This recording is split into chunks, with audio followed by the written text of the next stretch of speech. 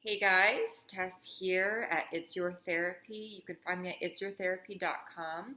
So today the title of this YouTube episode is 5 tips toward building self-confidence. So I have 5 tips. The first one is the morning routine. So how you start your day, studies show that the first 10 seconds of waking up are the most pertinent to set your brain up for how the day is going to go. So you're most vulnerable in those first 10 seconds upon waking, and therefore what you do in those first 10 seconds are pertinent to how your day is going to go. So starting with the first 10 seconds, some people have benefited from listening to things that they're grateful for, from having a moment of silence. There is a great author who wrote the book Savers, and he basically took morning routines from a ton of people that have had success in their lives. And by success, that is like fulfillment, happiness, whether it be financial, familial, personal, feeling a sense of success. And he took all those and he put them into one acronym. And that stands for silence, affirmations, visualization, exercise, reading, and scribing or journaling. So that is what I personally use. I definitely recommend that. You can start with just one of those things, but doing something in the morning that you feel really gets your system going. If you've gone through your day and you are feeling like you're in a rush, or you're feeling kind of like the world's coming at you rather than you're on top of the world, a lot of that has to do with how you wake up in the morning. Like I know for myself, in a long phase of my life, I was feeling like that. Like the world, I was a victim of the world. And that was from waking up late, doing things behind, and it's still something that I'm working on. But the earlier I wake up with the intention set for how my morning will go,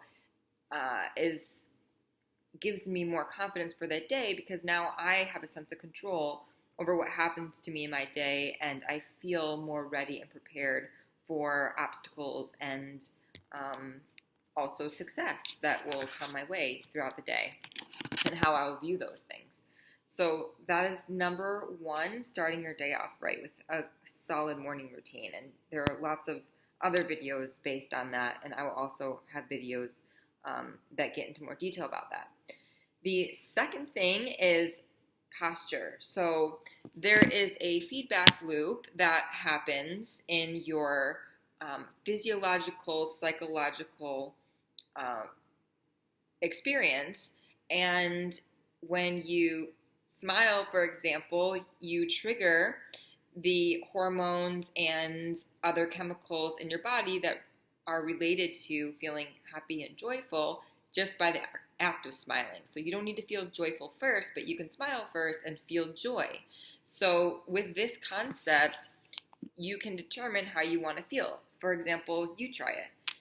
If you take in a deep breath and open up your eyes so that you can see the wideness of your eyes, notice the experience of the rest of your body. My chest tightens up, my heart feels like it stopped, I feel hair maybe on my neck, my shoulders are tensing up. And what is that? That's fear. That's being afraid, that feeling.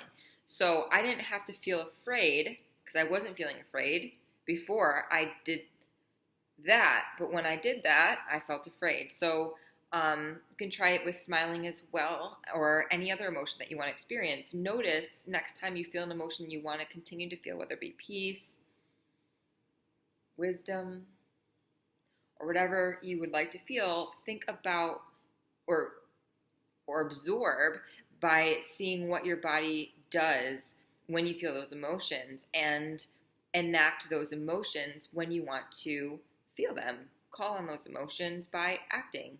The acting as if type thing, faking it till you make it.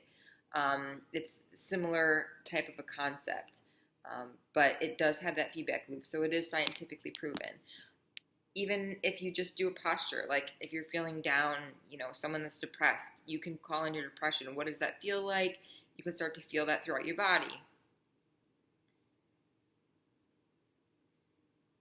can make myself feel depressed just by thinking whatever it is I'm thinking. I can also make myself feel depressed by taking on that posture, and then I start thinking those things that make me feel more depressed, and the awfulization begins, that cognitive distortion, awfulization. Or I can stand straight up and have great posture and, pull my shoulders back, lift my chin up, and already I just feel the world is my oyster. The world's opened up. I have more freedom. I'm more free.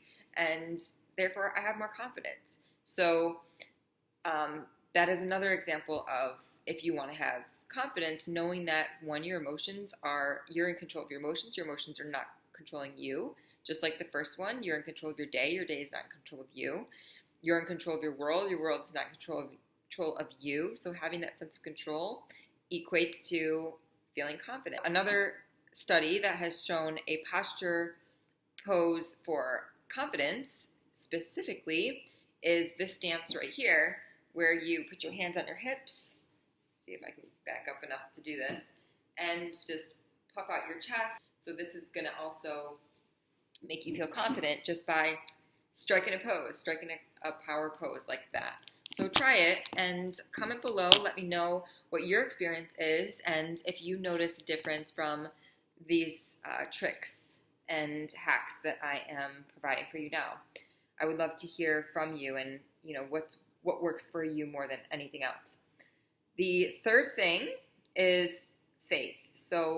Or building trust with you. So you trusting yourself. So you and yourself have a relationship going on, and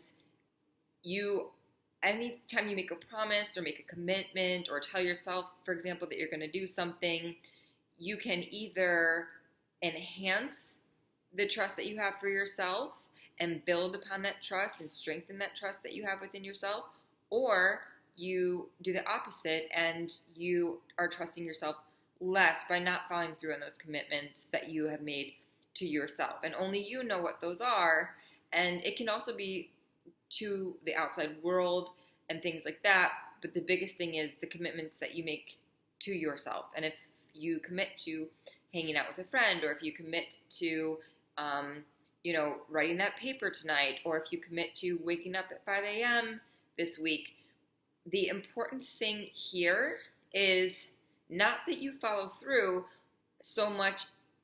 I mean, it's very important, I'll explain why, but what is important here is that you make goals that are small enough and incremental enough that you can achieve them, and then therefore build your psychology, build that trust in yourself. So starting with something small. If you wake up at 10 a.m. every single morning, and then you expect that this week you're going to wake up every single day at 5 a.m., that's quite a big stretch for a human being.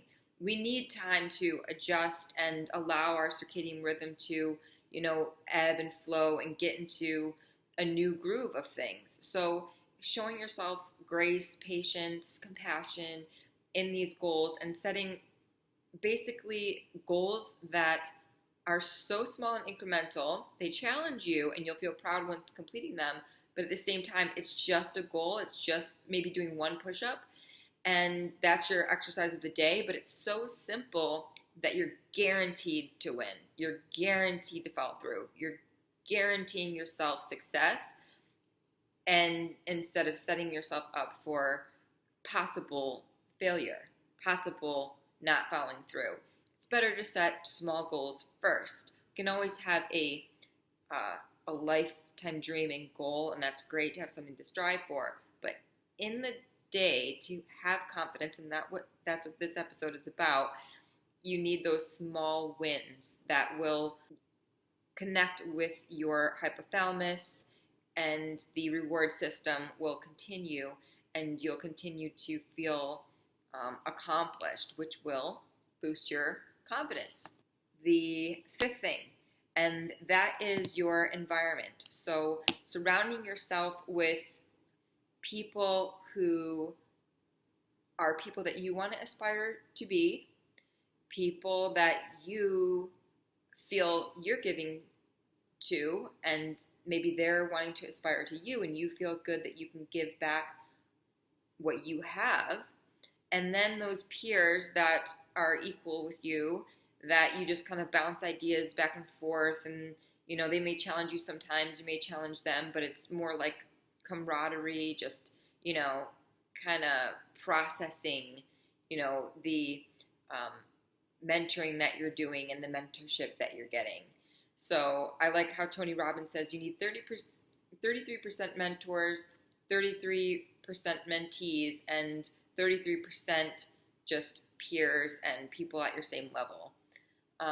That's it for those 5 tips on how to remain or how to gain confidence. If you have any comments about how this has worked for you, or how other ideas of how to be confident, please subscribe so that you can comment and share your ideas with the world, because the world needs you, and only you can do you in this world. So thank you so much for your time, and until the next one.